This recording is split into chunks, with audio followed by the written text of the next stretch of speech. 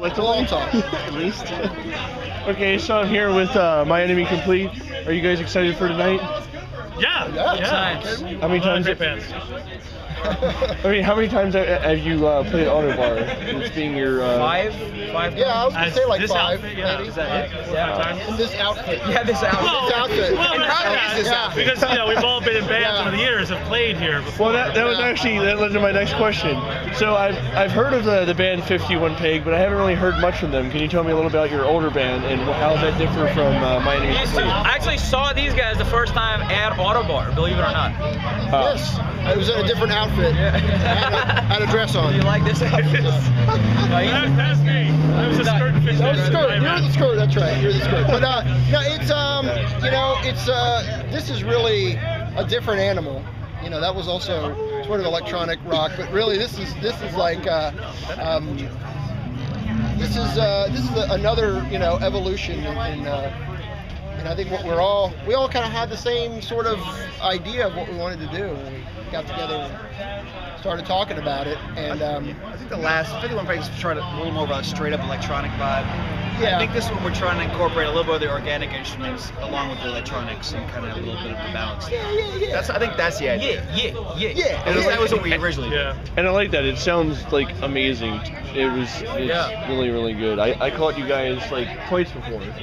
Once at Soundstage, and then the one at the wind-up space with the burlesque show. Oh, yeah. That was cool. That's only because you have the decoding chip in your head. Because the people that don't, they're like, well, what is this?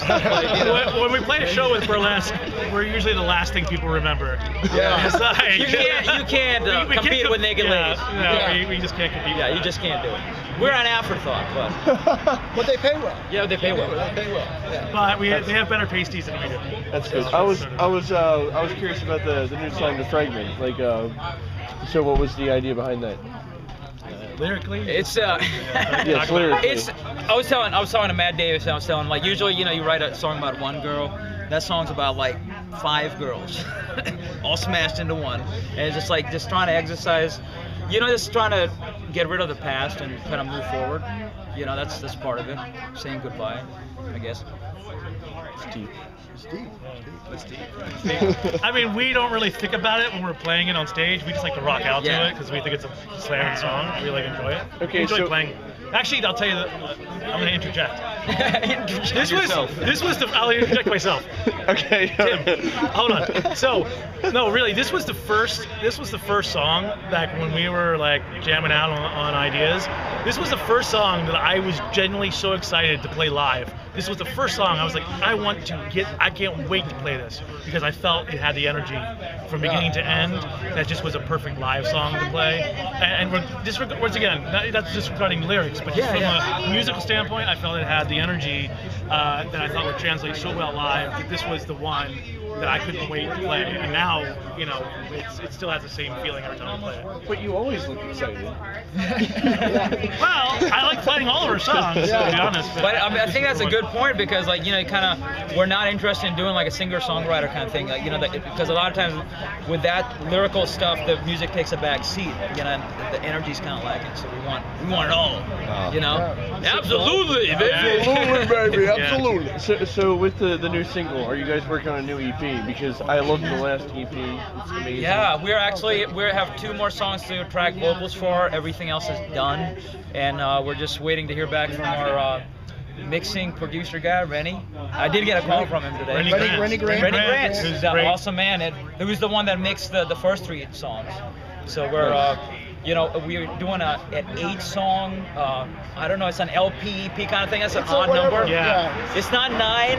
Ends with a It's P. not 12. It's not. It's an FP. Yeah, it's an FP. There's P involved. This is a new classification. It's an FP. It's a PP. Nice. But we're very excited because we've been playing these songs live for about like 6 months or 9 months or whatever, and we have nothing to sell. So now we're like, hey, buy our shit, But it's gonna be. We're very excited about it. We're very proud of it.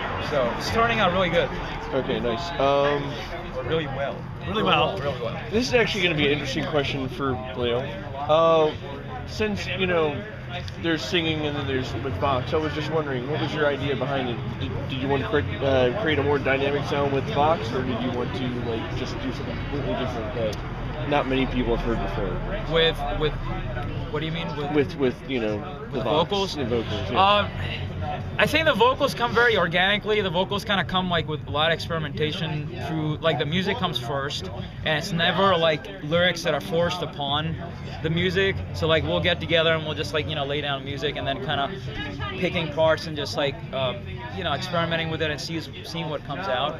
So it kind of like, it's another instrument. It's not necessarily like, you know, here's the vocals, you know, that kind of thing. And it just has to be that kind of like, you know, if it comes from somewhere where you haven't been before, and it's something that takes you somewhere else. Like, and that's, you know, with all the newer stuff we're writing, it's like if it's not coming from a different place that we haven't been to, there's no point in doing it, you know, because you've already been there. We don't want to have like 5 resistors, you know what I mean? Like, so we're very proud of, you know, and I think one of my old bandmates said that a true definition of a progressive band is a band that's always progressing forward, you know what I mean?